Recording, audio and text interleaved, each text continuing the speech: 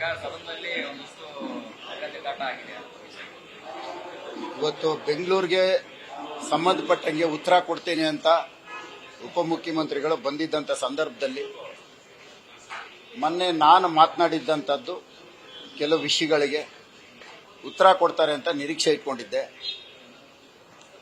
ಆದರೆ ನನ್ನ ಪ್ರಶ್ನೆಗಳಿಗೆ ಉತ್ತರ ಕೊಡದೆ ಇವರು ಲೋಕಸಭಾ ಚುನಾವಣೆಯಲ್ಲಿ ಇವರು ತಮ್ಮ ಸೋತ ಮೇಲೆ ನನ್ನ ಮೇಲೆ ಸುಳ್ಳು ಕಂಪ್ಲೇಂಟ್ಗಳು ಕೊಟ್ಟು ಕೇಸ್ಗಳು ಹಾಕಿ ಅದರ ದಾಖಲೆಗಳ ಬಗ್ಗೆ ಅದರ ಬಗ್ಗೆ ಮಾತನಾಡ್ತಾರೆ. ಬೆಂಗಳೂರು ಅಭಿವೃದ್ಧಿ ಬಗ್ಗೆ ಮಾತನಾಡಿಲ್ಲ, ನನ್ನ ಪ್ರಶ್ನೆಗೆ ಉತ್ತರ ಕೊಟ್ಟಿಲ್ಲ. ಹಾಗಾಗಿ ಸುಮಾರು ಮಾತುಗಳು ನಡೆದಿದೆ. ಒಂದು ಉಪಮುಖ್ಯಮಂತ್ರಿ ಸ್ಥಾನದಲ್ಲಿದ್ದು ಒಂದು ಪ್ರಶ್ನೆ ಏನು ಕೇಳಿದ್ದಾರೆ, ನಾನು ಉತ್ತರ ಏನು ಕೊಡಬೇಕು, ಆ ದೊಡ್ಡತನನ ಅವರು ಕಲಿಬೇಕಾಯ್ತು.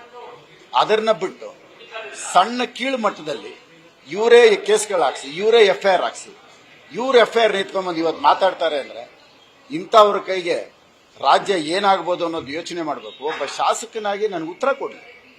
ಡೆವಲಪ್ಮೆಂಟ್ ಇದು ಮುನಿರತ್ನ ಈ ಪ್ರಶ್ನೆ ಕೇಳಿದರೆ ನನಗೆ ಉತ್ತರ ಕೊಡ್ತಾ ಇದ್ದೀನಿ.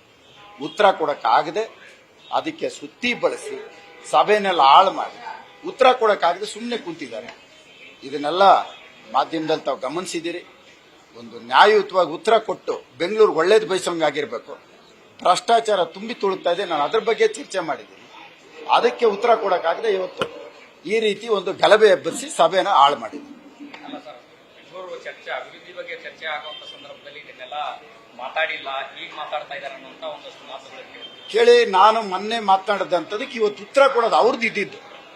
ಇವತ್ತು ಅವ್ರದ್ದು ಇದ್ದಿದ್ದು ಉತ್ತರ, ನಮ್ದೆಲ್ಲ ಮುಗಿದಿತ್ತು. ಆ ಉತ್ತರ ಕೊಡೋ ಸಂದರ್ಭದಲ್ಲಿ ನಾನು ಕೇಳಬೇಕಾಯ್ತು, ಅದು ನಾನು ಕೇಳಿದ್ದೀನಿ. ನ್ಯೂಸ್ ಫಸ್ಟ್ ನಿರ್ಭೀತಿಯಿಂದ ನಿಮ್ಮ ಪರವಾಗಿ.